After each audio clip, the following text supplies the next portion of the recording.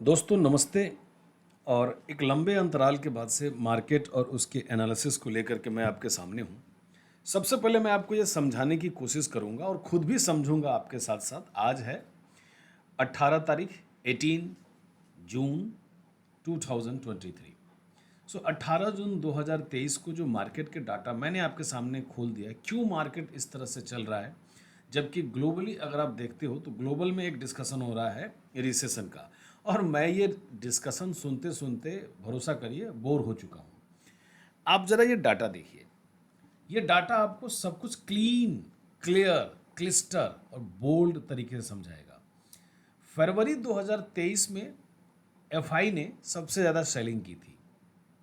उसके पहले जनवरी में, यानी जैन और फेब का जो महीना था, ये वो समय था जब निफ्टी ऑलमोस्ट 16,000 और 17,000 के आसपास झूल रही थी। दोस्तों वो बहुत अच्छा समय था। और वहीं पे इस बार पिछले 15-20 सालों के इतिहास में मैंने देखा कि डीआई ने बहुत ही स्मार्ट गेम खेला है। डीआई ध्यान से देखोगे तो सबसे ज़्यादा इन्वेस्टमेंट वहीं पे किया था। इस बार एफआई ट्रैप हुए। सो अभी तक उसके बाद से जो मई का महीना निकल के आया है, मंथली अगर हम डाटा देखते हैं तो 27,856 करोड़ सबसे ज़्यादा इन्वेस्टमेंट एफआई की तरफ से मई में किए गए हैं। अगर हम जून के करंट डाटा की बात करें तो जो मेरे पास संसाधन उपलब्ध है उसके हिसाब से लगभग 6.8 करोड़ यानी 6.886 करोड़ की बाई अभी भी एफआई कर चुका है। डे वाइज देखोगे तो आपको सारी चीज़ समझ में आ जाएगी। 15 जून को भी एफआई ने 3,000 करोड़ की बाइंग की। 16 जून को एफआई ने लगभग 800 करोड़ की बाई की। तो ये वो रीज़न है जो आपको दिखा रहा है कि मार्केट में किस कदर की तेज़ी बरकरार है। सो जब ट्रेंड है तेज़ी का तो आपको काम भी उसी के हिसाब से करना चाहिए। अब एक बड़ा सवाल है कि क्या मार्केट का, स्टॉक मार्केट का या निफ्टी का टॉप बन गया। चार्ट पे इसको हम समझेगा और इस चार्ट को समझने के लिए मैं यहाँ आपको लेके चलूँगा। बने रहिए और मुझे सपोर्ट करिए। मैं कोशिश करूँगा कि ये सेशन आगे इसी तरीके से कंटिन्यू। देखिए यहाँ पर निफ्टी ने उस दिन 18,864, I think this was the high last day का है, यहाँ पे देख लेते हैं। यस, सो 18,864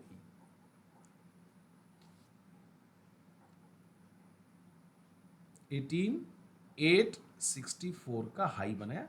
मैं आपको बता दूं कि उस दिन मैंने भी निफ्टी को 18,775 पे शॉर्ट किया, लेकिन जैसे ही ये 20 पॉइंट ऊपर गया यानी 90 के आसपास मैंने अपने शॉर्ट्स कवर कर लिए। मैंने 10 रुपए का लॉस बुक किया। लॉस बुक करना ज़रूरी है, लेकिन हमने भी ये नहीं सोचा था कि निफ्टी उसी दिन यानी फ्राइडे को, यूजुअली फ्राइडे मार्केट में सब लोग सेल करके जाते हैं, मार्केट ने, निफ्टी ने एक नया टॉप क्रिएट किया। अब जो लाइफ टाइम निफ्टी का निकल के आ रहा है वो है 18,889 समथिंग। मैं जल्दी से ये डाटा भी कंफर्म कर लूँ आपके साथ। निफ्टी का लाइफ टाइम जो हाई है, 52 वीक हाई है, यस, वो है 18,887 का। माफ़ करिए, ये 887 है।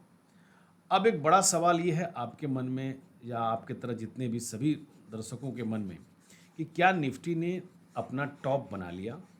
तो मेरा एक सिंपल सा जवाब होगा, देखिए टॉप बन गया, कहाँ तक बनेगा ये आपको कोई नहीं बता पाएगा, क्योंकि ये एक ग्रोथ की जर्नी है और धीरे धीरे आगे बढ़ती जाएगी। मुझे ऐसा लग रहा है कि FY23 में निफ्टी हो सकता है आपको 2000 के लेवल को भी टच कर जाए। यानी मैं जो टारगेट दे रहा हूं यहां से 200 पॉइंट और दे रहा हूं। लेकिन अब वो समय आ गया है कि आपको इंडेक्स को छोड़ करके क्वालिटी स्टॉक्स के बारे में ढूंढना चाहिए, वहां जहां पे बाइंग और स्ट्रेंथ दोनों बची हुई है।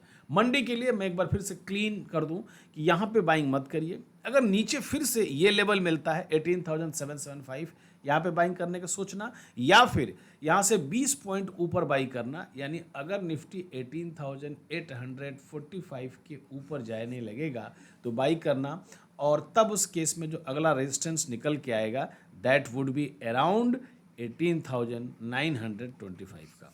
सो 75 से 80 पॉइंट की स्ट्रेंथ आगे डे वाइज बची हुई है। अब निफ्टी का डाटा तो ये हो गया, लेकिन बैंक निफ्टी ने उस समय मेरी उम्मीद के हिसाब से काम किया, और बैंक निफ्टी में डाटा देख लीजिए। बैंक निफ्टी में निफ्टी के बजाय जगह बाकी है, और अभी आप चल रहे हैं 43,938। हालांकि मैंने बैंक निफ्टी पे कॉल दी थी और सजेशन भी दिया था कि हमें निफ्टी के बजाय बैंक निफ्टी बाई करना चाहिए, क्योंकि बैंक निफ्टी में एक ठीक ठाक करेक्शन हो गया है। 43,500 ये वो लेवल था जहाँ पे बिना सोचे समझे आप बैंक निफ्टी में बाई करेंगे।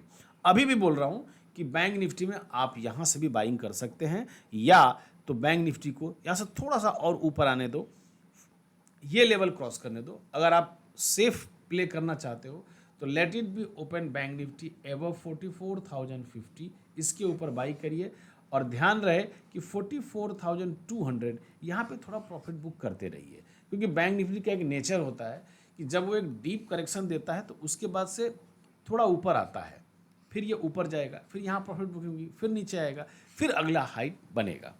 सो बैंक निफ्टी और निफ्टी ये हो गया। मैंने फिर से आपको रिपीट किया कि इनकी बजाय बेहतर होगा कि आप स्टॉक्स ढूंढिए, और जो स्टॉक दोस्तों मैं आपके लिए लेके आया हूँ वो इस बार थोड़ा हटके है। लिस्टिंग के समय से डिस्क्लेमर ये है कि मैं ये स्टॉक होल्ड करके रखा हूँ, और आपसे रिक्वेस्ट है कि ये स्टॉक ट्रेडिंग नहीं बल्कि इसको एज ए इन्वेस्टमेंट ट्रेड के तौर पे आप लेके चलेंगे तो बहुत ही अच्छा होगा, क्योंकि स्टॉक में अब यहाँ से नए हाई बनेंगे।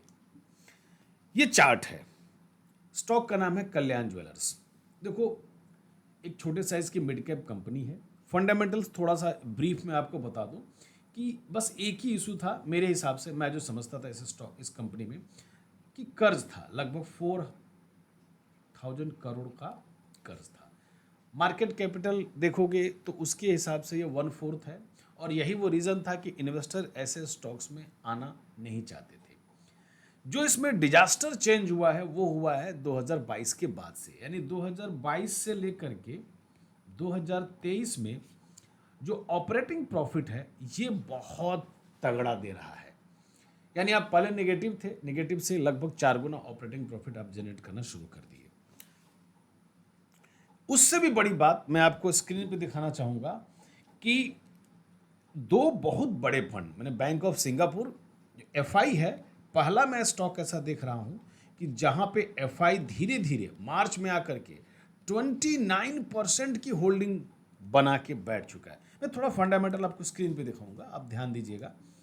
ये देखिए, यहां पर हाइडल इन्वेस्टमेंट है और इन्होंने अकेले यहां पर 23%, लगभग 24% की होल्डिंग रखी है। गवर्नमेंट ऑफ सिंगापुर ये यहां पर 1% की होल्डिंग है। तो इस प्रकार से मार्च 2021 में, यानी मार्च 2021, where the FIs are holding only 4.80 position right now in the month of March 2023. These are the last quarter data. हो सकता है ये डाटा और बढ़ के भी आपको मिले 29.6 पर। प्रमोटर्स की होल्डिंग 60% है। जो चीज़ मुझे इसमें आकर्षित की है, which I really appreciate, that is operating profit. Guys, जितने लोग भी फंडामेंटल समझते हैं उनको ये चीज़ें जरूर समझ में आती होगी कि ऑपरेटिंग प्रॉफिट क्या होता है। स्टॉक में मैनिपुलेशन कुछ समय तक हो सकता है, लेकिन फंडामेंटल में कोई चेंज अगर होता है तो फिर उसमें कोई कुछ भी नहीं कर सकता। वो एक सस्टेनेबल या सस्टेबिलिटी बनी रहेगी। सो आप देख लो 320 करोड़ 2020 में, और यहाँ पे आप 1000 करोड़ बन गए हो। जो आपको ब्रीफ में मैं इस कंपनी के बारे में समझाने की कोशिश कर रहा था, एफआई स्टॉक का पी देख लीजिए, 4,295 करोड़ की वो है। सो इस स्टॉक पे आप ज़रूर निगाह बनाए रखिए, और जिस बात को मैं आपको फिर से रिपीट करूंगा, आप लुपिन को इग्नोर मत करिए। फार्मा में अभी भी पूरी स्ट्रेंथ बाकी है, धीरे धीरे करके लुपिन जहां पर आप अगर लो देखोगे ना गाइस, मैं लो दिखाता हूं इस स्टॉक का, 595 का है। एक टाइम था जब ये 600 के नीचे भी चला गया था और अब ये धीरे धीरे लाइमलाइट में आ रहा है, तो ये स्टॉक आपके निगाह पे ज़रूर होना चाहिए। अनदर स्टॉक जिसके बारे में मैं आपसे बात ना करूं, मेरा भी फेवरेट है HDFC लाइफ। पहले तो आपको एक चीज़ समझाने की कोशिश करूंगा कि देयर वाज अ टाइम जब ये स्टॉक 600 के नीचे चला गया, 500 के नीचे चला गया, 500 के नीचे गया था, 457, मैं उस समय भी बहुत ही साइलेंट होकर के इस स्टॉक को बाई करता था। मेरा डिस्क्लेमर यह है कि इन तीनों ही स्टॉक में मेरी पर्सनल पोजीशंस है। सो अगर आप यहाँ पर ट्रेडिंग के लिए सोच रहे हैं तो आई एम सॉरी, मैं यहाँ पर इन्वेस्टमेंट की बात कर रहा हूँ। अभी भी HDFC लाइफ वो चीज़ है जो 1000 रुपए का भी टारगेट दे सकती है। क्यों?